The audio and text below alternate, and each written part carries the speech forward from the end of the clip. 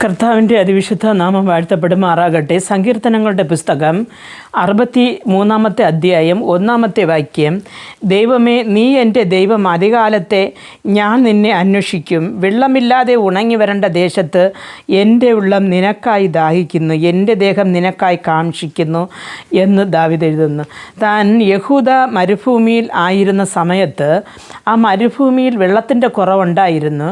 പക്ഷേ ആ രാവിലെ എണീറ്റപ്പോൾ താനും തൻ്റെ ഭടന്മാരും കുതിരകളും എങ്ങനെ തനിക്ക് വെള്ളം കിട്ടുമെന്ന് ഓർക്കാതെ ദൈവത്തെ ധ്യാനിച്ചപ്പോൾ തൻ്റെ ആത്മാവിൻ്റെ ദാഹം ഉണർന്നുകൊണ്ട്, കർത്താവെ, ഈ വെള്ളമില്ലാതെ ഉണങ്ങിയിരിക്കുന്ന ഈ മരുഭൂമിയിൽ ഇരിക്കുന്നത് പോലെ എൻ്റെ ആത്മാവ് വരണ്ടിരിക്കുകയാണ്, അതിൻ്റെ ഉള്ളം അങ്ങേ ദാഹിക്കുന്നു, അങ്ങയ്ക്ക് വേണ്ടി ദാഹിക്കുന്നു എന്ന് പറയുകയാണ്.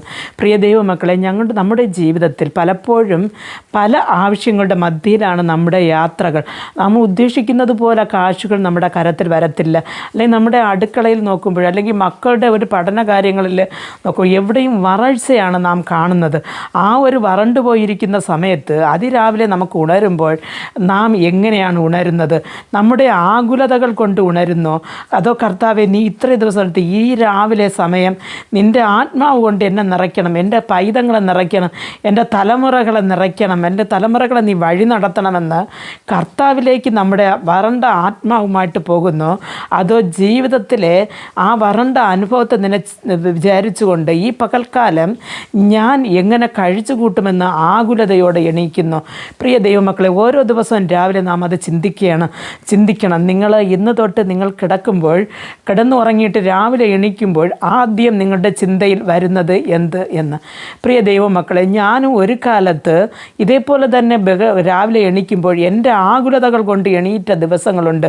ഉറക്കപ്പായിൽ കടന്നുകൊണ്ട് കണ്ണ് തുറക്കുമ്പോൾ ആദ്യം വരുന്നത് അന്നത്തെ ദിവസത്തെ ആവശ്യങ്ങളായിരിക്കും. പക്ഷെ നേരെ മറിച്ച് ഇന്ന് കർത്താവിനോട് അധികം അടുത്ത് കർത്താവിൽ നിന്ന് പല നന്മകളും പ്രാപിച്ചതിന് ശേഷം ഇന്ന് രാവിലെ ഞാൻ ഇരിക്കുമ്പോൾ, കർത്താവെ, നീ ഒരു ദിവസം കൂടെ തന്നു, ഇന്നും അങ്ങ് എന്നെ നടത്തുവാൻ ശക്തനെന്ന് ആദ്യത്തെ ആ ഒരു നിമിഷത്ത് എൻ്റെ ദൈവത്തോട് ഹൃദയത്തെ പകരുവാൻ ദൈവം എനിക്ക് കൃപ നൽകുന്നു.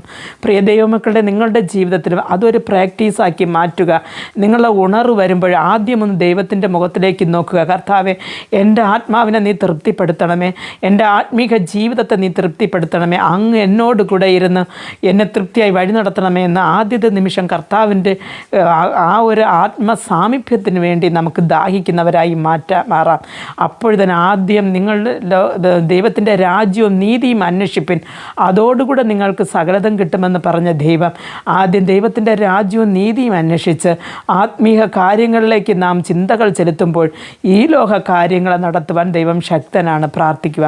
ഞങ്ങളെ അതിവാത്സല്യമായി സ്നേഹിച്ച് വഴി നടത്തുന്ന ആ സ്വർഗ്ഗസ്ഥ പിതാവേ, കർത്താവെ, ഈ മരുഭൂമിയെ പോലെ വരണ്ടുപോയ കർത്താവെ, ഇവരുടെ ജീവിതത്തിൽ കർത്താവെ ഒരു ദൈവമേ താങ്ങും തണലുമായി അങ്ങ് ഇരിക്കണമേ.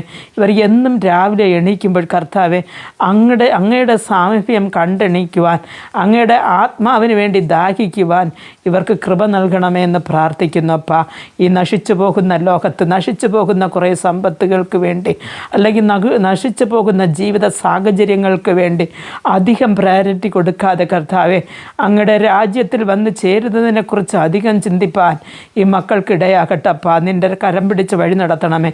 യേശു ക്രിസ്തുവിൻ്റെ നാമത്തിൽ പ്രാർത്ഥിക്കുമ്പോൾ പ്രാർത്ഥന കൃപയോട് കേട്ട് മറുപടി നൽകി തരണം നല്ല പിതാവേ. ആമേൻ.